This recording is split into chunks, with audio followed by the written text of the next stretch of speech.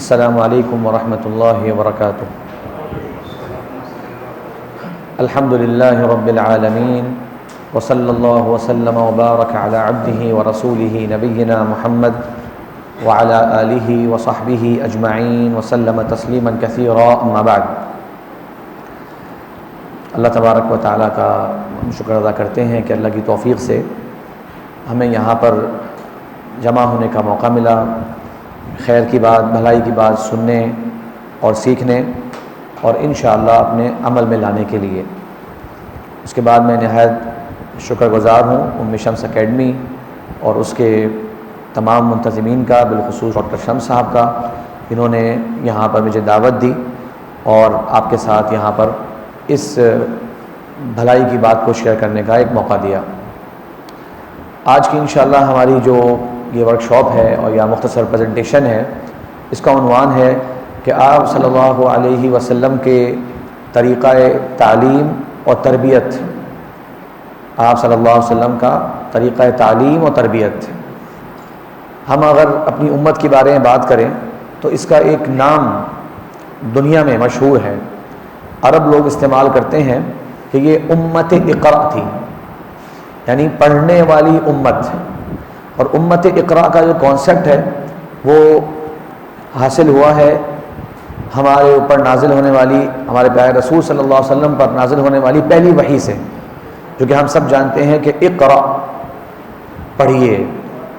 تو یہ اس امت کا سب سے بڑا تعارف تھا، سب سے بڑی پہچان تھی کہ یہ پڑھنے والی امت ہے۔ اسی لیے پہلی وحی اللہ تبارک و تعالیٰ نے پڑھنے کے بارے میں نازل فرمائی، اقرأ بسم ربک الذی خلق، پڑھیے اے نبی صلی اللہ علیہ وسلم اس رب کے نام سے جس نے پیدا کیا۔ پھر اس کے بعد کائنات کا بہت بڑا فیکٹ، بہت بڑی ڈسکوری بعد میں کہہ لیجئے آپ، اس کا بھی ذکر اسی وحی میں آ گیا، خلق الانسان من علق، اللہ تبارک و تعالیٰ نے انسان کو، جو تمہاری نظر میں سب سے اہم چیز ہے اس کائنات کے اندر، تمہارے مشاہدے کی سب سے اہم چیز تمہیں لگتی ہے، اسے اللہ تبارک و تعالیٰ نے ایک خون کے لوتھڑے سے پیدا کیا، ایک خون کے کلاٹ سے پیدا کیا۔ تو یہ آپ صلی اللہ علیہ وسلم پر نازل ہونے والی شروع کی آیات ہیں۔ تو اسی مناسبت سے آج کے زمانے میں اور ہر زمانے میں ہمارے لوگوں کا ایک فکر رہتی ہے، ایک شوق بھی رہتا ہے کہ ہم اور آپ تعلیم کو جانیں، تعلیم کی اہمیت کو جانیں، اپنے سے متعلقہ لوگ جو ہیں انہیں بھی ہم ایجوکیٹ کر سکیں، اپنی اولاد کو سکھا سکیں، خود بھی جو ہے وہ سیکھ سکیں۔ تو بہرحال تعلیم کے بارے میں باتیں تو بہت زیادہ ہوتی ہیں، لیکن پتہ نہیں یہ بات شاید میرے مشاہدے کی ہے یا آپ حضرات نے مجھے محسوس کیا کہ نہیں کیا، کہ تعلیم کے مختلف کورسز کی بات تو جاری ہے، تعلیم کی مختلف اسٹریٹجیز بھی ڈسکس ہوتی ہیں، تعلیم کا بہترین نصاب کیا ہونا چاہیے اس پر بہت زیادہ بات چیت ہے، تعلیم کی نئی نئی اسٹریٹجیز جو آج کے زمانے میں اپنانے کی ضرورت ہے، خاص کر نیو جنریشن کو اپنی طرف متوجہ کرنے کے لیے، اس سب پر بات ہوتی ہے۔ لیکن شاید ہم یہ بات بھول گئے کہ اللہ تبارک و تعالیٰ نے نبی کریم صلی اللہ علیہ وسلم کو کائنات کا سب سے بڑا اور سب سے عظیم معلم بنا کر بھیجا۔ تو آپ صلی اللہ علیہ وسلم کی بے شمار خصوصیات ہیں، لیکن اگر کوئی ایسی خصوصیت جس کو آپ نمایاں طور پر آپ کی پوری زندگی کے اندر محسوس کر سکتے ہیں، وہ تھی کہ آپ صلی اللہ علیہ وسلم کا ایک بہترین معلم ہونا۔ تو اصل میں یہ آپ کہہ سکتے ہیں کہ یہ مقصد ہے کہ اس ٹاپک پر ہم اور آپ اپنے آپ کو ایجوکیٹ کریں اور جاننے کی کوشش کریں اس تعلق سے۔ تو آج کی انشاءاللہ اس گفتگو کو میں ترتیب دینے کے لیے آپ کہہ سکتے ہیں کہ تقریباً 4 پوائنٹس میں انشاءاللہ آج کی گفتگو کو کور کرنے کی کوشش ہوگی۔ سب سے پہلے ہم ایک عمومی بات کریں گے قرآن اور حدیث میں علم، نالج کی اہمیت کے بارے میں۔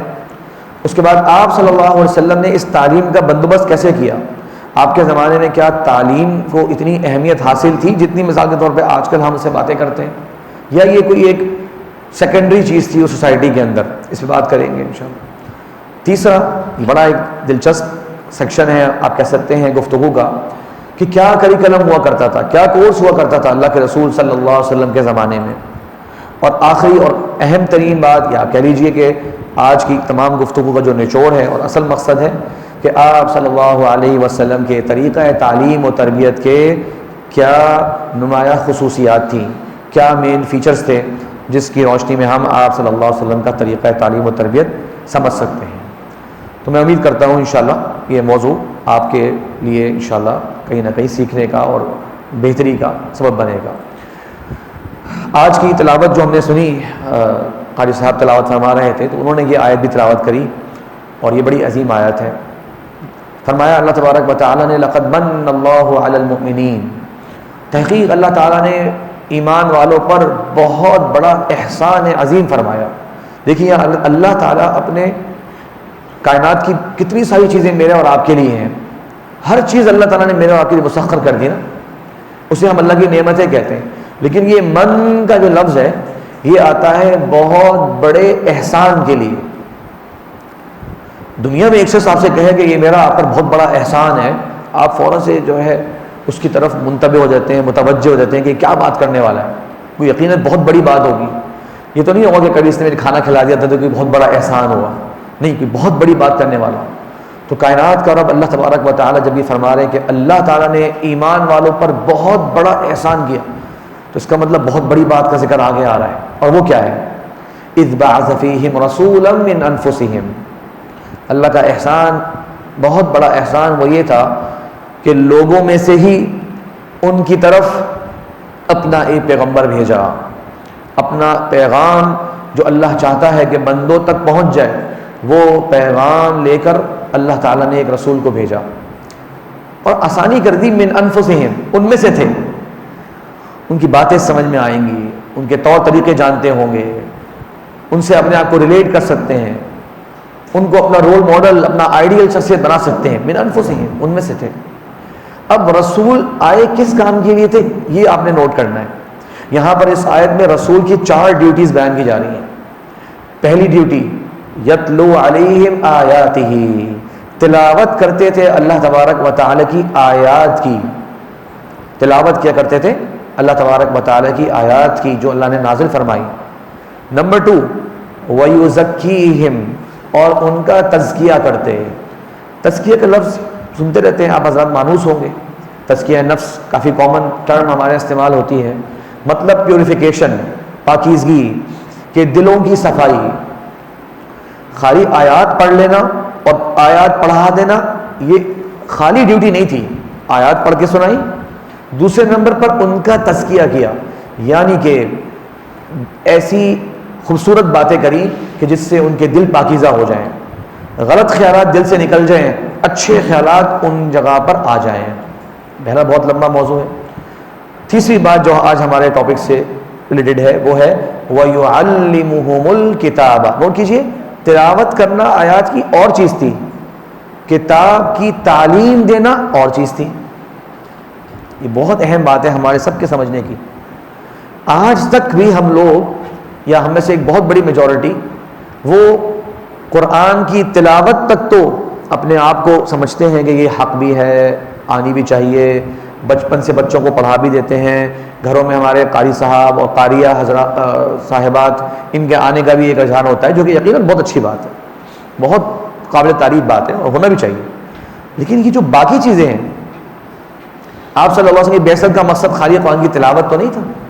وَيُزَكِّيهِمْ، تزکیہ نفس، یہ کیسے حاصل ہوگا؟ وَيُعَلِّمُهُمُ الْكِتَابَ، قرآن کا علم، اس کا مطلب قرآن کی انڈرسٹینڈنگ، قرآن کا علم، اس کی تفسیر، اس میں غور و خوض کرنا، تدبر کرنا، یہ قرآن کے اگلے حقوق ہیں جو آپ صلی اللہ علیہ وسلم کی بنیادی بعثت کے مقصد میں شامل ہیں۔ اس کے بعد چوتھی چیز ہے والحکمہ، اور حکمت سکھاتے ہیں۔ حکمت کے 2 میننگ، ایک تو حکمت کی بات، وزڈم کی بات، بھلائی کی بات، جو کہ آپ صلی اللہ علیہ وسلم کی ہر بات خیر و بھلائی والی ہے، اور ایک میننگ آپ صلی اللہ علیہ وسلم کی فرامین مبارکہ، آپ کی احادیث مبارکہ، یہ بھی حکمت ہے۔ اب جو اینڈ ہے آیت کا وہ بڑی توجہ طلب ہے۔ وَإِن كَانُوا مِن قَبْلُ لَفِي ضَلَالٍ مُبِينٍ، اس سے پہلے یہ سارے لوگ کھلی گمراہی میں تھے۔ یہ 4 چیزیں جو رسول صلی اللہ علیہ وسلم کی بعثت سے حاصل ہوئیں، اس سے پہلے کیا حالات تھے کہ یہ سارے کے سارے لوگ کھلی گمراہی میں تھے۔ ذرا غور کیجئے، اس کا مطلب پتہ ہے کیا ہے؟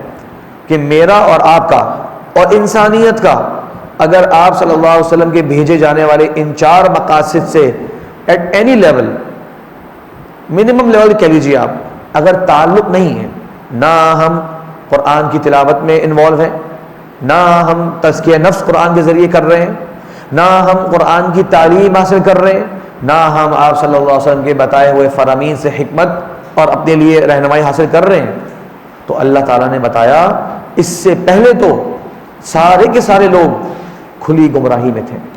ہم اپنے آپ کو جتنا انلائٹنڈ سمجھ لیں، جتنا جو ہے وہ اپنے آپ کو ایڈوانس سمجھ لیں، جتنا دنیا کے تمام ٹرینڈز کو فالو کرنے والا سمجھ لیں، ان 4 چیزوں سے اگر ہمارا تعلق ایٹ سم لیول نہیں ہے تو اللہ کے تعالیٰ کا فرمان ہمارے بارے میں یہ ہے کہ اس سے پہلے تو کھلی گمراہی ہے۔ تو یہ بڑی توجہ طلب جو ہے وہ آیت ہے، اور یہ بڑے پہلو ہیں۔ خیر ہم بات کر رہے ہیں تعلیم کے حوالے سے کہ پیارے رسول صلی اللہ علیہ وسلم کی حدیث ہے، ایک لمبا واقعہ ہے، اس کی اینڈ کے اندر یہ حدیث فرمائی تھی آپ صلی اللہ علیہ وسلم نے، فرمایا ان اللہ لم یبعثنی معنتا، اللہ تعالیٰ نے مجھے سختیاں کرنے والا، ولا متعنتا، اور بیجا معاملات کے اندر الجھنے والا بنا کر نہیں بھیجا، ولیکن بعثنی معلما میسرا، اللہ نے مجھے تعلیم دینے والا اور آسانیاں پیدا کرنے والا بنا کر بھیجا ہے۔ یہ اللہ تعالیٰ کے نبی صلی اللہ علیہ وسلم اپنے بھیجے جانے کے مقصد کو ان مختصر الفاظ میں بیان کر رہا ہے۔ دلچسپ واقعہ ہے اور یہ حدیث صحیح مسلم میں ہے، میں شارٹلی بتاتا ہوں، میں نے خالی اس کا ایک پورشن آپ کے سامنے ذکر کیا ہے۔ وہ واقعہ یہ ہے کہ یہ نئے نئے مسلمان ہوئے اور مسجد نبی میں نماز پڑھ رہے ہیں آپ صلی اللہ علیہ وسلم کے ساتھ۔ اب نماز کے دوران ایک مسلمان کو چھینک آ گئی۔ ہم سب جانتے ہیں کہ اگر عام حالات کے اندر ایک مسلمان کو چھینک آئے تو وہ کہتا ہے الحمدللہ، سننے والے کو کہا گیا ہے کہ آپ کہیے یرحمک اللہ، اور پھر جیسے چھینک آئی ہے اس کو چون کے لوگوں نے دعا دے دی ہے تو وہ ان کے لیے ایک اور دعا کہے یہدیکم اللہ ویصلح بالکم۔ تو 3 مرتبہ کم از کم ایک مسلمان کا حق ہے کہ یہ ریپیٹ کریں، اس کے بعد آپ اسے کہتے ہیں بھائی اللہ تعالیٰ آپ کو صحت دے، شفا دے۔ یہ نہ ہو کہ وہ گفتگو کے اندر پورے ٹائم یہی ہوتا رہے۔ 3 بار بہرحال اس کا حق ہے۔ حضرت معاویہ بن حکم سلمی نماز پڑھ رہے ہیں، ایک مسلمان کو چھینک آئی۔ اب روایت میں ذکر نہیں ہے کہ اس نے الحمدللہ کہا، لیکن شاید ان کو یہ اسلام کا یہ ادب معلوم ہو چکا تھا کہ چھینک آنے پر یرحمک اللہ کہنا چاہیے۔ یاد رکھیے جب وہ بچہ یا انسان الحمدللہ کہے تب آپ جواب میں یرحمک اللہ کہیں، یہ سنت کے مطابق ہے۔ تو انہوں نے کہہ دیا نماز کے دوران یرحمک اللہ۔ اب حدیث میں آتا ہے کہ جب انہوں نے یہ الفاظ کہے تو دائیں بائیں سے جیسے انہیں محسوس ہوا کہ لوگ انہیں گھورنا شروع ہو گئے، لوگ انہیں نماز کے اندر دیکھنا شروع ہو گئے۔ تو کہتے ہیں کہ میں نے ان سے کہا کہ بھائی تم لوگ میری طرف کیوں دیکھ رہے ہو؟ اب نماز کے اندر انہوں نے اس طرح کہہ دیا، یہاں تک کہ لوگوں نے سبحان اللہ کہنا شروع کر دیا، مطلب ان کو اشارہ کر رہے ہیں کہ بھائی آپ نماز میں ہو، آپ نے بولنا نہیں ہے۔ نماز ختم ہوئی، بڑے پریشان ہوئے، اللہ کے نبی صلی اللہ علیہ وسلم نے ان کو بلایا اور بٹھایا اور کہا کہ یہ جو نماز ہے یہ اللہ تبارک و تعالیٰ کے ذکر کے لیے ہے، اللہ تعالیٰ کی یاد کے لیے ہے، اس میں اللہ تعالیٰ کی تسبیحات پڑھی جاتی ہیں، اللہ کے قرآن کی تلاوت کی جاتی ہے۔ ہاں لوگوں کی جو باتیں ہوتی ہیں نا، یہ اس نماز کے اندر کرنے کا موقع نہیں ہوتا۔ حضرت معاویہ بن حکم السلمی کہتے ہیں لا کہرانی ولا ضربانی، مجھے نہ آپ نے ڈانٹا، نہ آپ نے جھڑکا، نہ آپ نے کوئی برا لفظ کہا۔ پھر یہ اینڈ کا ان کا اسٹیٹمنٹ سنیے، ما رأیت معلما قبلہ ولا بعدہ احسن تعلیما منہ، نہ میں نے آپ سے پہلے نہ میں نے آپ کے بعد آپ سے بہترین تعلیم دینے والا کبھی نہیں دیکھا۔ کیسا آپ صلی اللہ علیہ وسلم نے وہ ایک مشکل معاملہ جس کو سب لوگ کس طرح سے آپ کہہ سکتے ہیں، اگر ہم کہیں کہ شاید اچھے انداز سے ہینڈل نہیں کر پا رہے، آپ صلی اللہ علیہ وسلم نے سکھا بھی دیا، بتا بھی دیا، اور سوچئے ان کا امپیکٹ سیکھنے والے پر کیا پڑا۔ بہرحال قرآن کی اور آیات کی تو بہت زیادہ آیات ہیں، میں بہت مختصر طور پر اس پہ سے گزرتا ہوں تاکہ ہم اپنے مین ٹاپک کی طرف زیادہ جلدی پہنچیں۔ یہ قرآن اور حدیث کے اندر جو اور دیگر نصوص ہیں، آیات قرآنیہ ہیں جو کہ جو کہ علم کی اہمیت کو واضح کرتی ہیں۔ دیکھیے فَعْلَمْ، پس جان لیجئے، آپ کو اس کا علم ہونا چاہیے۔ سب سے بڑا علم کیا ہے؟ انہ لا الہ الا اللہ، بے شک نہیں ہے کوئی معبود برحق مگر اللہ تبارک و تعالی۔ اللہ کی وحدانیت کا علم، اللہ تبارک و تعالیٰ کے اکیلے سچے معبود ہونے کا علم، سب سے بڑا علم یہ ہے۔ اللہ نے اس کو بیان کرنے سے پہلے کہا جان لو، اس کو بھی سیکھو، اس کے بارے میں اچھی طرح سے نالج حاصل کر لو۔ اور یہ آیت آپ سب کے سامنے بار بار آتی ہے، انما یخشى اللہ من عبادہ العلماء. عام طور پہ ہمارے ہاں علماء کی فضیلت میں یہ آیت بیان کر دی جاتی ہے، ورنہ اس آیت کا اصل مفہوم جنرل ہے. اس کے اندر بات یہ کی جا رہی ہے کہ اللہ تبارک و تعالیٰ سے اس کے بندوں میں حقیقی طور پر ڈرنے والے، اللہ کی خشیت یعنی اللہ کی محبت اور تعظیم، اللہ کی صحیح طور پہ قدردانی کرنے والے لوگ اللہ کے بندوں میں سے کون ہوتے ہیں؟ العلماء، جنہیں علم ہوتا ہے. اس کا ترجمہ یہ ہے، العلماء جنہیں علم ہوتا ہے. کس کا علم ہوتا ہے؟ اللہ کا علم ہوتا ہے، اللہ کے دین کا علم ہوتا ہے، اللہ تعالیٰ کے کیا تقاضے ہیں، کیا حقوق ہیں، جن کو اس کا علم ہوتا ہے. اللہ تعالیٰ ان کی تعریف فرما رہے ہیں اور فرما رہے کہ اللہ کے بندوں میں سے حقیقی خشیت تو ایسے لوگوں کے دل میں ہوتی ہے. اور یہ آیت بڑی اہم آیت ہے. فرمایا قل هل يستوي الذين يعلمون والذين لا يعلمون. یہ سوال کر دیا، اور ایسا سوال ہے کہ اس کا جواب ہر انسان جانتا ہے. کیا برابر ہو سکتے ہیں وہ لوگ جنہیں علم ہے اور وہ لوگ جنہیں علم نہیں؟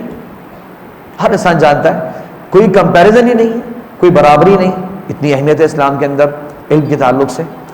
اور آپ سب جانتے ہیں یہ آیت وقل رب زدنی علما، بچپن سے یہ دعا سکھائی بھی جاتی ہے، پڑھی بھی جاتی ہے. لیکن اس میں ایک عجیب بات نوٹ رکھیے گا، قرآن مجید میں نبی کریم صلی اللہ علیہ وسلم کو اللہ تعالیٰ نے کسی بھی معاملے میں ایسا حکم نہیں دیا کہ اس کی زیادتی کی دعا کیجیے. مال کی زیادتی مانگیے، ہاں فالوورز کی زیادتی مانگیے، گھروں کی زیادتی مانگیے، کہیں نہیں. دعائیں بہت سی مانگی آپ نے، لیکن جس چیز میں اضافے کا اللہ نے آپ کو کہا کہ یہ دعا کیجئے وہ ہے علم. سے معلوم ہوا کہ علم کی کوئی انتہا نہیں. جو سمجھتا ہے کہ وہ فلاں ڈگری اس نے حاصل کر لی، اب اس کا علم جو ہے وہ پورا ہو گیا، اب جناب بس میں نے ڈیلیور کر رہا ہے، یہ بہت بڑی غلطی پر ہے. آپ صلی اللہ علیہ وسلم اعلم البشر، سب سے زیادہ علم جاننے والے، ہر خیر بھائی جاننے والے، انہیں بھی اللہ نے فرمایا کہ یہ دعا کرتے رہیے رب زدنی علما، اے میرے اللہ میرے علم میں اضافہ فرما. بعض احادیث ہی پڑھ لیتے ہیں اس تعلق سے. جامع ترمذی کی حدیث ہے، صحیح بخاری میں اس حدیث کی طرف اشارہ موجود ہے. فرمایا آپ صلی اللہ علیہ وسلم نے من یرید اللہ بہ خیرا یفقہہ فی الدین، جس سے اللہ تبارک و تعالی خیر کا، بھلائی کا ارادہ فرما دیتا ہے اسے دین کی سمجھ عطا فرما دیتا ہے. دیکھیے آپ آج کے ہم اگر معاشرے کو دیکھیں، ایک شخص ہمیں نظر آتا ہے کہ اس کا وے آف لائف یا اس کی مال و دولت مثال کے طور پہ ایک کمتر ہے. جیسے جیسے وہ اس میں آگے بڑھتا نظر آئے، اس کا کاروبار ترقی کر جائے، اس کی ڈگری کی اچھی ڈگری تھی، اس کی بیس پہ اس کو اچھی نالج، اس کو جو ہے وہ جاب مل جائے، اس کی اچھی انکم آنا شروع ہو جائے، یا ہمارے آج کل کے ٹرینڈ کے اندر جو بندہ باہر چلا جائے وغیرہ وغیرہ، ہمیں کیا لگتا ہے بھئی اللہ تعالیٰ نے ان پر بڑا فضل فرما دیا. بھئی پہلے تو یہ ایسے تھے، آج تو بھائی کہاں پہنچ گئے ہیں، اب تو بھائی ان کی 4 برانچز ہیں، اب تو جناب ان کی 6 جو ہے وہ کیا نام ہے سپر سٹورز ہیں، مثال کے طور پہ کوئی بھی چیز. اللہ کے نبی صلی اللہ علیہ وسلم کس چیز کو اللہ تبارک و تعالیٰ کی طرف سے بھلائی کے ارادے کے ساتھ جوڑ رہے ہیں؟ ہمیں لگتا ہے کہ اللہ کا بہت بڑا فضل ہو گیا ان کے اوپر، اللہ نے ان پر بہت بڑا انعام کر دیا. یہ اللہ تعالیٰ کی شاید دلیل ہے اس بات کی کہ اللہ ان سے راضی ہے. تبھی دیکھو کل کہاں تھے آج کہاں ہیں. یعنی ہمارے سارے میجرز جو ہوتے ہیں وہ ان کی دنیاوی ترقی، دنیاوی شان و شوکت کے تعلق سے ہوتے ہیں. کبھی آپ نے سنا ہے کہ مثال کے طور پہ ایک شخص جو ہے وہ علم سے بالکل دور تھا، آج اسے قرآن کا، حدیث کا، شریعت کا علم بہت زیادہ حاصل ہو گیا، اور ہم نے سمجھا ہو کہ اللہ تعالیٰ نے اس کے اوپر بہت بڑا احسان فرمایا ہے. سوسائٹی تو بلکہ اس کو کچھ اور سمجھنا شروع کر دیتی ہے. سوسائٹی کہتی ہے اچھے خاصے تھے، پتہ نہیں کن چکروں میں پڑ گئے، پہلے ہماری طرح ہی اٹھتے بیٹھتے تھے، اب کچھ مولوی حضرات کے ہتھے چڑھ گئے. مطلب میں سادہ لفظ اس لیے استعمال کر رہا ہوں، امید آپ محسوس نہ کریں کہ جو ہمارے یہاں استعمال کرتے ہیں نا لوگ اس طرح کے الفاظ. تو اللہ تبارک و تعالیٰ کے رسول صلی اللہ علیہ وسلم کیا فرما رہے ہیں دیکھیے، جس سے اللہ تعالیٰ خیر اور بھلائی کا ارادہ فرما لیتے ہیں. اللہ کے خیر بھلائی کے ارادے فرمانے کا ایک سائن یہ ہے یفقہہ فی الدین، اللہ تعالیٰ اسے دین کی سمجھ عطا فرما دیتے ہیں. اس کی فکر جو ہوتی ہے وہ دین کے ساتھ جڑ جاتی ہے کہ اللہ کا دین کیا کہتا ہے، دین اسلام کی تعلیمات کیا ہے، اللہ تعالیٰ نے قرآن میں کیا فرمایا ہے، رسول صلی اللہ علیہ وسلم اس بارے میں کیا فرما کے چلے گئے ہیں، آپ کے صحابہ کرام نے، علماء نے، ائمہ کرام نے کیا ٹیچنگز ہمیں اس تعلق سے دی ہے. یہ اللہ کی طرف سے خیر کے ارادے کی یہ علامت ہے. پھر فرمایا اللہ کے رسول صلی اللہ علیہ وسلم، یہ حدیث ہی بہت ہم سب کے علم میں رہتی ہے، جب ابن آدم کا انتقال ہو جاتا ہے سارے عمل ختم. ظاہر ہے آپ کا انتقال ہو گیا، آپ کی آخری سانس، آپ کے عمل تو ختم ہو گئے، لیکن سوچیے کتنا سمجھدار انسان ہوگا وہ. ہم آج کل بات کرتے ہیں نا فیوچر انویسٹمنٹ کے حوالے سے کہ جناب فیوچر میں کون کون سے جو ہے وہ بزنسز موجود ہوں گے تو ہم اس میں انویسٹ کریں. وہ کہتے ہیں یار آج ایسے کام میں انویسٹ نہ کرنا جو 10 سال بعد موجود ہی نہ ہو. بڑی ہمیں فکر ہوتی ہے 10 سال بعد کیا ہونے والا ہے. یہ دیکھیے سمجھدار انسان، جب ابن آدم کا انتقال ہو جاتا ہے اس کا عمل ختم، ایکسپٹ 3 چیزیں، یعنی کہ وہ باقی رہتی ہیں. سوچیے آپ قبر میں پہنچ گئے ہیں، سانسیں ختم ہو چکی ہیں، لیکن نامہ اعمال کے اندر مزید ایڈیشن ہوتا جا رہا ہے. کیا کمال کی بات ہے کہ میرے اور آپ کی دلچسپی ان چیزوں کے اندر ہو. یار زندگی 60 سال کی ملی، لیکن کیا پتا نیکیاں جو ہیں وہ 600 سال تک جاری رہیں. سمجھدار انسان ہوا، کیسی فیوچر انویسٹمنٹ کر کے گیا ہوا. وہ کیا 3 چیزیں ہیں؟ صدقۃ جاریہ، ایسا صدقہ جاری رہے. اس میں بہت چیزیں آ جاتی ہیں، اس میں کولر بھی آ جاتے ہیں، کنویں بھی آ جاتے ہیں، ماشاءاللہ ایسے ادارے بنانا بھی آ جاتے ہیں جو اللہ کے لیے اس کے اندر دین کی، خیر کی، بھلائی کی چیزیں جو ہے وہ پھیلتی جا رہی ہوں. مساجد کی تعمیر بھی آ جاتا ہے، ہاسپٹل کی تعمیر بھی آ جاتا ہے، بہت سارے سوشل کام جو ہماری سوسائٹی میں ماشاءاللہ لوگ کرتے بھی ہیں. یہ ہے صدقہ جاریہ. جب تک وہ جاری ہے ریوارڈ ملتا جا رہا ہے جناب. او علم ينتفع به، یا ایسا علم چھوڑ کے گیا جس سے لوگ نفع حاصل کر رہے ہیں. دیکھیے علم کی کتنی بڑی عظمت ہے. اور یقیناً یہاں پر جو قرآن اور حدیث میں جس علم کی سب سے زیادہ تعریف کی گئی ہے، یاد رکھیے گا، وہ شریعت کا علم ہوتا ہے، اور اس کے اندر ایٹ سم لیول دنیاوی لوگوں کی نفع والے علوم بھی شامل ہو جاتے ہیں. کیا مطلب؟ سب سے پہلا علم جو ہے وہ قرآن اور حدیث کا علم ہوتا ہے، اس کے اندر ہی بے شمار علوم آ گئے. پھر جو لوگوں کی نفع کا علم ہے، جس میں لوگوں کی فلاح بہبود جڑی ہوئی ہے، جس کی لوگوں کو ضرورت ہے معاشرے کے اندر، وہ علوم بھی دین کے اندر پسندیدہ اور قابل تعریف علوم ہیں. حضرت زید بن ثابت رضی اللہ عنہ کا ذکر آئے گا آگے جا کے. انہوں نے اللہ کے رسول صلی اللہ علیہ وسلم کے کہنے پر 17 دن میں عبرانی زبان پوری سیکھ لی تھی، بلکہ سریانی زبان پوری سیکھ لی تھی. سیریا ایک جو زبان ہوتی ہے جو اس زمانے میں یہودی بولا کرتے تھے، وہ زبان سیکھی. کیا یہ دین کا کام نہیں تھا؟ زبان سیکھی تھی، لیکن مقصد کیا تھا؟ آپ صلی اللہ علیہ وسلم کو اس کی ضرورت ہے. یہودیوں کے ساتھ جو ڈیلنگ ہوتی ہے اس میں وہ گڑبڑ نہ کر دیں، ہمیں پتا ہو کیا لکھتے ہیں. تو ایک نیک مقصد کے تحت دنیاوی علوم بھی اگر حاصل کر لیے جائیں، وہ بھی فضائل کے اندر ضمناً شامل ہو جاتے ہیں. یہ اللہ کا فضل ہے. ورنہ اگر ہم بات کریں صرف خاص وہ علم جو کہ بہت قابل تعریف ہے، تو وہ شریعت کا علم ہوتا ہے، جو کہ ہر لحاظ سے قابل تعریف ہوتا ہے. دوسرے علوم میں نیت ضروری ہے کہ وہ لوگوں کی نفع اور فلاح کی نیت ہو. اچھا آخری بات میں بتانا بھول گیا، وہ ہے اولد صالح یدعو لہ. تیسری چیز جو کام آتی ہے مرنے کے بعد، نیک اولاد جو والد کے لیے دعا بھی کرتی رہے. تو دیکھیں یہ نہیں کہا کہ خالی اولاد تو سب چھوڑ کے جاتے ہیں. یہ تو نہیں کہا کہ ہر قسم کی اولاد جو آپ چھوڑ کے گئے ہو آپ کے کام آتی رہے گی. نہیں، ولد صالح، نیک اولاد ان کی دنیا سنور جائے، آخرت سنور جائے، یہ بہترین لوگ ہوں، یہ ضروری ہے. اچھا ایک سائن ان کے نیک ہونے کا بتا دیا آپ صلی اللہ علیہ وسلم نے، اور وہ کیا؟ یدعو لہ، وہ دعا بھی کریں والدین کے لیے. کیا سب کی سب اولاد دعا کرتی ہے؟ کیا سب کی سب اولاد جو ہے وہ یاد رکھتی ہے والدین کو؟ نہیں. بے شمار لوگوں کو تو خالی اس مال و دولت سے اور اس جائیداد سے جو ہے وہ لگاؤ ہوتا ہے جو ان کو ملنا ہوتا ہے، اور اس کے لیے کچھ چیزیں ظاہر ہے معاشرے کے اندر رسم و رواج چل رہے ہوتے ہیں، اس میں بھی انوالو ہونا پڑتا ہے. لیکن بہرحال یہ سمجھنے کی باتیں ہیں کہ یہ وہ چیزیں جو مرنے کے بعد ہمیشہ ہمیشہ کام آنے والی ہیں. اب آتے ہیں جناب تھوڑی سی بات کر لیتے ہیں ایک دوسری پوائنٹ کے اوپر، اور وہ ہے کہ آپ صلی اللہ علیہ وسلم نے کس طرح سے تعلیم کا بندوبست فرمایا ان حالات میں. جناب ان حالات میں کیا کچھ تعلیم کے باقاعدہ انسٹیٹیوٹس ہوتے تھے، کوئی باقاعدہ اس کی ایجوکیشنل کیا کہتے ہیں ایکٹیویٹیز اس طرح ہوا کرتی جس طرح آج ہم بات کرتے ہیں. دیکھتے ہیں، میرا خیال ہے آپ سب نے اس جگہ کا نام سنا ہوگا، سیرت جب پڑھتے ہیں ذکر بار بار آتا ہے اس کا، دار ارقم. یہ صحابی ہیں آپ صلی اللہ علیہ وسلم کے، نوجوان صحابی تھے، شروع میں اسلام لے کر آئے. ان کا نام تھا ارقم بن ابی الارقم. ارقم بن ابی الارقم قریش کے قبائل میں سے تھے. تو ان کا جو گھر تھا آپ کہہ لیجئے وہ اسلام کا پہلا مدرسہ تھا، اسلام کا پہلا انسٹیٹیوٹ تھا، جہاں پر غور کیجئے آپ صلی اللہ علیہ وسلم کھلے عام خوشی خوشی کمپین کر کر سب کو نہیں بلاتے تھے، بلکہ چھپ چھپ کر خاموشی کے ساتھ رات کے اندھیروں میں وہاں جمع ہوتے اور اپنے صحابہ کرام کو علم سکھاتے. سوچئے علم کی اہمیت کا اندازہ لگائیے اور علم کے اداروں کی اہمیت کا اندازہ لگائیے کہ آپ صلی اللہ علیہ وسلم نے باقاعدہ اپنے اور اپنے ساتھیوں کی جانوں کا رسک لے کر اور اس سوسائٹی کے اندر طرح طرح کے جو پریشرز تھے اس کو برداشت کرتے ہوئے آپ صلی اللہ علیہ وسلم نے تعلیم کا بندوبست فرمایا. دار ارقم اسلام کا پہلا مدرسہ ہے. خیر ان کے بارے میں بہت سی باتیں ہیں. ابو بکر صدیق رضی اللہ عنہ کے کہنے پر یہ اسلام لے کر آتے ہیں. نوجوان صحابی تھے اور یہ ان میں سے تھے جنہوں نے آپ صلی اللہ علیہ وسلم کی وحی بھی لکھی. وحی لکھنے والے صحابہ کرام بہت زیادہ نہیں ہیں, صحابہ کی تعداد تو لاکھوں میں ہے, لیکن جو لکھا کرتے تھے آپ صلی اللہ علیہ وسلم کے لیے ان کی تعداد تقریباً 40 ہیں. 40 کے قریب صحابہ کے نام ہیں جو کہ کاتبین وحی, یہ ان کا ٹائٹل ہے کہ وہ وحی لکھنے والے ہوا کرتے تھے. ان میں سے یہ صحابی تھے. گھر کہاں تھا ان کا؟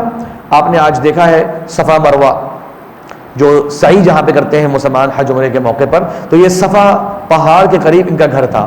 میں اس کے بارے میں کچھ مزید پڑھ بھی آتا ہے ہسٹری کے تعلق سے اس کے اندر, تو معلوم ہوا کہ آج جو سعی کی جگہ ہے وہ ان کے گھر کو اس نے کور کر لیا ہے. تو اب وہ موجود نہیں ہے, ورنہ ان کے جو صحابی ہیں ان کی فیملی کے اندر یہ جگہ وقف تھی دین اسلام کی تعلیم کے لیے. باقاعدہ اس وقف کے ڈاکومنٹس باقاعدہ ملے ہیں پرانی کتابوں کے اندر کہ انہوں نے 2 گواہ بھی باقاعدہ بلائے تھے کہ جناب دیکھ لو میں نے یہ جگہ دین کی تعلیم کے لیے وقف کی ہے, اور 2 گواہان کے نام موجود ہیں کہ وہ بھی گواہی دے رہے ہیں یہ انسٹیٹیوٹ آپ صلی اللہ علیہ وسلم نے اس کو شروع کیا, یہ جاری رہنا چاہیے اسی خیر کے کام کے لیے. بہرحال اب تو وہاں صفا مروہ ہے تو بہت بڑی بڑی خیر حاصل ہو رہی ہے اس سے. سوچئے تو یہ ایک آپ صلی اللہ علیہ وسلم کی طرف سے انسٹیٹیوٹ تھا. دوسرا انسٹیٹیوٹ جناب ہے مدینہ منورہ میں, اور وہ یہ ہے آپ سب کے علم میں ہے اصحاب الصفہ. نام سنا ہوا ہے آپ سب نے؟ اچھا, صفہ جو ہے وہ عربک کے اندر ایک حجرے کو کہتے ہیں, ایک کمرے کو کہتے ہیں, ایک خاص چبوترے کو بھی آپ کہہ سکتے ہیں کہ ایک الگ سے جگہ جسے کسی خاص پرپس کے لیے استعمال کیا جائے, یا اس کے اوپر شیڈ ہو یا اس کے اوپر کوئی چبوترا جو ہے وہ لگا ہوا ہو وغیرہ وغیرہ. تو یہ کیا تھا غور کیجئے, مدینہ منورہ کی سوسائٹی کے اندر آپ صلی اللہ علیہ وسلم کی طرف سے تعلیم کا انتظام تھا. اور بہت سی باتیں ہیں لیکن میں نے خالی ایز این انسٹیٹیوٹ جو ہے وہ ان 2 ایگزامپلس کو آپ کے سامنے رکھنا چاہا. ان کی بڑی دلچسپ باتیں ہیں اور بہت لمبی باتیں ہیں, لیکن میں جلدی سے آپ کو سامنے بتاتا ہوں. یہ نوجوان صحابہ کرام ہوا کرتے ہیں, مدینہ میں رہنے والے نہیں, یہ دور دراز سے آیا کرتے, علم کے لیے سفر کیا کرتے. سوچیں علم کے لیے آپ صلی اللہ علیہ وسلم سے ملاقات کے لیے سفر کیا کرتے. کیا ان کے پاس بڑے پیسے ہوتے, بڑی آسانیاں ہوتی, مدینہ میں جناب بڑی ان کی آوبگت ہوتی؟ نہیں, ایک ہی جگہ ملتی رہنے کے لیے اور وہ تھی پیارے رسول صلی اللہ علیہ وسلم کی مسجد. اب جب آئے ہیں دور دراز کے علاقوں سے, یعنی لوگ جب اسلام قبول کرتے تو کہتے ہیں بھائی اپنے نوجوانوں کو بھیج دو آپ صلی اللہ علیہ وسلم کی طرف, وہاں جائیں اور جا کر 15 دن 20 دن ایک شارٹ کورس کریش کورس جو ہے وہ سیکھ کر آ جائیں, اسلام کی تمام بنیادی تعلیمات سیکھ کر آئیں تاکہ ہمیں سکھائیں. ظاہر سب کے لیے ممکن نہیں تھا کہ اپنے گھر بار اور زمینیں مویشی سب کچھ چھوڑ کے مدینہ شفٹ ہو جائے, مدینہ کی اپنی سوسائٹی تھی. تو یہ وہ نوجوان تھے جو مسجد نبی آیا کرتے مختلف ٹائمز کے اندر آپ صلی اللہ علیہ وسلم سے علم سیکھنے کے لیے. اب میں آپ کو بتاتا ہوں ان کے بارے میں 2-3 اچھی آپ کے لیے شاید یونیک معلومات بھی ہو. ان کی تعداد ایک وقت میں کبھی 20 کبھی 40 50 میکسیمم تعداد جو ایک وقت میں تقریباً ملتی ہے احادیث میں وہ ہے 70 سے 80. سوچیے 70 سے 80 اسٹوڈنٹ ہر وقت مسجد نبوی کے اندر موجود ہیں, بیک سائڈ پہ کسی جگہ پر وہ بیٹھا کرتے. ٹوٹل ان کی تعداد تقریباً یہ 400 کے قریب ہے. یعنی سوچیے 400 نوجوان صحابہ کرام آپ صلی اللہ علیہ وسلم کے مدینہ کے ٹینیور میں آخری خاص طور پہ 4-5 سالوں کے اندر علم سیکھنے کے لیے مختلف ٹائمز کے اندر مدینہ منورہ آتے ہیں. ان کے بارے میں بڑی زبردست یہ حدیث ہے, لمبا واقعہ میں بہت شارٹ میں کوشش کرتا ہوں. آپ سب نے نام سنا ہوا ہے حضرت ابو ہریرہ رضی اللہ عنہ کا, جنگ خیبر کے موقع پر اسلام لاتے ہیں. 4 سال گزارے تھے انہوں نے آپ صلی اللہ علیہ وسلم سے. یہ بھی اصحاب صفہ میں سے تھے, یعنی مدینہ کوئی گھر بار نہیں ہے, کوئی فیملی نہیں ہے, کوئی کاروبار نہیں ہے, کوئی نوکری نہیں ہے, آ کر مسجد نبوی میں بیٹھنا ہے. آپ صلی اللہ علیہ وسلم جب آئیں گے آپ کی باتیں سننی ہے, سیکھنا ہے, صحابہ سے سیکھنا ہے وغیرہ وغیرہ. تو یہ لمبا واقعہ ہے, یہ میں نے خالی اس میں سے ایک پورشن جو ہے آپ کے لیے لکھا ہے یہاں پر. وہ واقعہ یہ ہے کہ ابو ہریرہ رضی اللہ عنہ ایک دن کہتے ہیں کہ میں سخت بھوک کی حالت میں تھا اور مسجد نبوی سے باہر مدینہ کی کسی گلی کے اندر کھڑا ہوا تھا. حضرت ابو بکر صدیق گزرے, میں نے ان سے قرآن کی ایک آیت کے بارے میں سوال کیا. دیکھیے کتنے سچے لوگ تھے. کہتے ہیں مجھے اس آیت کے بارے میں اس موقع پر معلومات حاصل کرنے کی فکر نہیں تھی. میں چاہ رہا تھا کہ وہ میرے چہرے کو دیکھیں گے, میری حالت کو دیکھیں گے, سمجھ جائیں گے میں بہت بھوکا ہوں, شاید اشارہ کر کے چلو آؤ میرے گھر کی طرف. تو باتوں باتوں میں ذرا میں اپنے آپ کو ان کو دکھانا چاہتا تھا. کہتے ہیں انہوں نے جواب دیا اس آیت کے بارے میں اور چلے گئے. کہتے تھوڑی دیر گزری, حضرت عمر رضی اللہ عنہ آئے. ان سے بھی میں نے ایک اور آیت کے بارے میں سوال کیا, اور کہتے ہیں مجھے اس وقت حاجت نہیں تھی کہ میں اس آیت کے بارے میں پوچھوں, ما ابی الا الجوع, صرف اور صرف بھوک تھی. کہ انہوں نے بھی جواب دے دیا اور آگے بڑھ گئے. کہتے پھر آپ صلی اللہ علیہ وسلم آئے, اور آپ صلی اللہ علیہ وسلم بہت ہی زیادہ رحیم و کریم و شفیق تھے اپنے ساتھیوں کے ساتھ. کہتے ہیں مجھے دیکھ کر مسکرائے, کوئی بات نہیں پوچھی, کوئی سوال نہیں پوچھا, میرے دیکھ کے مسکرائے اور کہا الحق یا ابا ہر, آؤ میرے پیچھے آؤ. یہ ابو ہریرہ رضی اللہ عنہ کا نام بھی دیکھیے, یہ آپ صلی اللہ علیہ وسلم کا طریقہ تعلیم اور محبت کا ایک انداز ہے. ہم سب ابو ہریرہ جانتے ہیں نا, ان کی اماں اور ابا نے ان کا نام ابو ہریرہ نہیں رکھا, ان کا نام تھا عبد الرحمن بن صخر. ایک بلی کے بچے کے ساتھ کھیلا کرتے اکثر, تو آپ صلی اللہ علیہ وسلم دیکھتے بار بار کہ بھائی یہ بلی کے بچے کے ساتھ کافی وقت گزارتے ہیں, تو آپ صلی اللہ علیہ وسلم نے ان کو ایک نک نیم کے طور پہ دے دیا, یا ابا ہر, اے ابو ہریرہ. ہر عربی میں, ہریرہ عربی میں بلی کے بچے کو کہتے ہیں. تو یہ بھی ایک بڑی اس کے اندر آپ کہہ سکتے ہیں کہ ایک لطافت ہے اور بڑی ایک محبت کا پہلو ہے. تو کہا کہ آؤ میرے ساتھ. حضرت ابو ہریرہ فوراً گھر پہنچے تو اپنے گھر والوں سے کہا کہ بھائی کچھ کھانے پینے کو ہے؟ تو کہا یا رسول اللہ یہ ایک دودھ کا پیالہ آپ کی پڑوس سے کہیں سے آیا ہوا ہے. آپ صلی اللہ علیہ وسلم کا معمول تھا جب کوئی چیز صدقے کے طور پر آتی کبھی بھی اس کو تناول نہیں فرماتے, فوراً سے اصحاب الصفہ کو بھجوا دیا کرتے. یہ سب سے زیادہ حقدار ہیں کہ ان پر یہ مال خرچ کیا جائے.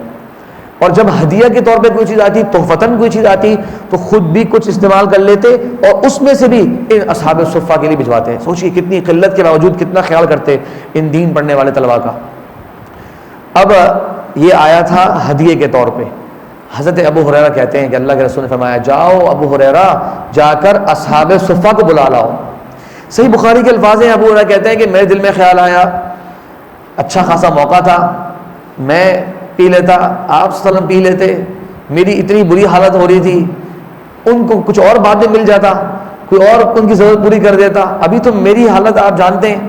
پھر خود کہتے ہیں کہ لم یکن, میرے لیے ممکن نہیں تھا کہ اللہ کے رسول صلی اللہ علیہ وسلم کی بات کے آگے کوئی بھی اور آرگیومنٹ پیش کر سکتا تھا, تو ممکن ہی نہیں تھا. میں گیا فوراً سے بلانے کے لیے, بلا کر لایا, اور اللہ کے رسول صلی اللہ علیہ وسلم نے کہا یہ پیالہ پکڑو اور ان کو پلانا شروع کرو. کہتے ہیں پلانا شروع کیا, ایک نے پیا, دوسرے نے پیا, تیسرے نے پیا. ظاہر ہے گھبراہٹ بھی ہوگی ہوگی, آپ سوچ سکتے ہیں منظر کیسا ہوگا, لیکن پیتے گئے اور اس پیالے میں سے ایک ذرہ بھی کم نہیں ہوا. پیارے رسول صلی اللہ علیہ وسلم کا یہ عظیم معجزہ. جب سب نے پی لیا آپ نے کہا جاؤ. اب حدیث الفاظ ہے کہ اللہ کے رسول نے ابو ہریرہ کی طرف دیکھا اور مسکرائے اور کہا کہ ابو ہریرہ میں بچ گیا ہوں اور تم بچ گئے ہو, بس دو بچ گئے ہیں. میں نے کہا جی یا رسول اللہ. آپ نے کہا اقعد فشرب, بیٹھو اور پینا شروع کرو. کہتے میں نے فوراً پینا شروع کیا, میں نے خوب پیا. جب میں نے پی کے واپس کیا آپ نے کہا اور پیو. پھر میں نے اور پیا, پھر آپ نے کہا اور پیو. 3 بار ابو ہریرہ کہتے ہیں کہ میں نے پورا پیٹ بھر کے وہ دودھ کے پیالے کو پیا.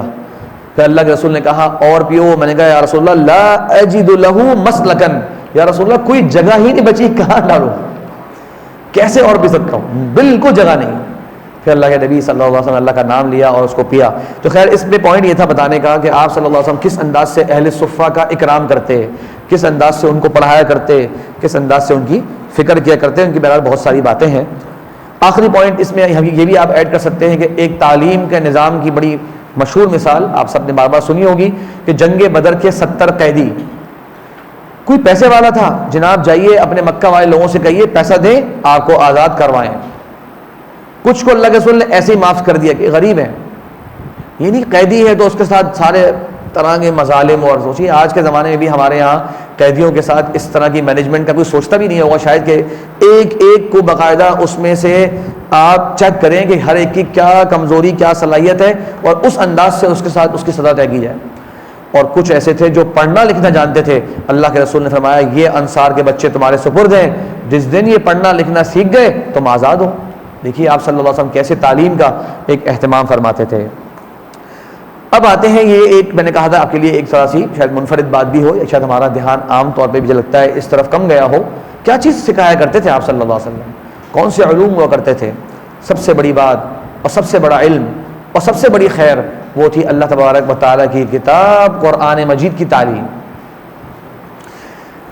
یہ بڑا انفارچونیٹ ہے کہ ہم نے آج کے زمانے میں قرآن کی تعلیم کو ایک الگ نوعیت کی تعلیم قرار دے دیا کہ جناب یہ تو بس نیکیوں کے لیے ہے، ایک حرف پہ 10 نیکیاں، اور جو کام آئے گی صرف اور صرف آخرت میں. دنیا کے لیے کیا ہے؟ دنیا کے لیے ہمارے سکولز ہیں، ہمارے ٹیوشنز ہیں، ہمارے کالجز ہیں، ہماری یونیورسٹیز ہیں، ساری کی ساری ورلڈلی ایجوکیشن وہ جناب دنیا میں کام آنے والی ہے. میں آپ سے ایک سوال کرتا ہوں، ذرا آپ لوگ غور کیجئے گا. کیا ہم لوگ یہ بات نہیں پڑھتے کہ مسلمانوں نے آج سے 1400 سال پہلے جو آپ صلی اللہ علیہ وسلم کی تعلیمات کے بعد خلفائے راشدین نے ترقی کا سفر شروع کیا تھا، اور اس کے بعد اسلامی گورنمنٹس نے دنیا کو کانکر کرنا شروع کیا تھا، اس کے بعد وہ جو 600-700 سال تک مسلمانوں کی ترقی اور عروج کا زمانہ تھا، جس کو ہم لوگ کہتے ہیں کہ مسلمانوں کا انلائٹمنٹ ایرا تھا، اور اس موقع پر یورپ کیا تھا؟ وہ اپنے ڈارک ایجز میں تھا. کیا یہ بات ہم لوگ پڑھتے نہیں ہیں؟ بات پڑھتے ہیں. کون سی تعلیم کو بیس بنا کر مسلمانوں نے دنیا کو کانکر کیا تھا اور دنیا کو اپنی طرف اٹریکٹ کیا تھا؟ کون سی تعلیم؟ کیسے ہم یہ بات کہتے ہیں آج کے زمانے میں کہ جناب سب سے پرانے اگر سائنٹسٹ کو دیکھا جائے مسلمان ملتے ہیں، سب سے پرانے اگر ایسٹرونومی کے لوگ دیکھے جائیں مسلمان ملتے ہیں، سب سے پرانے جو ہیں وہ فزکس کے جو لوگ دیکھے جائیں مسلمانوں کے نام ملتے ہیں، میڈیکل سائنس کے اندر، میڈیکل انسٹرومنٹس کے اندر، کتنے سارے فیلڈس کے اندر ہم لوگ کو بچوں کو یاد بھی ہوتے ہیں، بڑوں کے بہت سارے نام ہوں گے، جناب یہ تھے الفارابی، یہ تھے جناب فلاں، یہ تھے فلاں، کتنے سارے نام کے سامنے پیش کر سکتے ہیں ہم لوگ. ذرا غور کیجئے، یہ ان فیلڈز کے پائنیئر سمجھے جاتے ہیں، یعنی ان سے پہلے اس فیلڈ کو اس طرح بیان کرنے والے لوگ آئے ہی نہیں. کن بیسس پر، کن گراؤنڈز پر انہوں نے یہ علوم ڈسکور کیے ہیں؟ سوچنے کی بات ہے. اللہ تعالیٰ نے قرآن مجید میں یہ فرمایا ہے، بہت سی آیتیں، میں خالی ایک آیت پڑھتا ہوں. وَسَخَّرَ لَكُم مَّا فِي السَّمَاوَاتِ وَمَا فِي الْأَرْضِ جَمِيعًا مِّنْهُ، اللہ تعالیٰ نے جو کچھ آسمانوں میں ہے اور جو کچھ زمینوں میں ہے تمہارے لیے مسخر کر دیا ہے.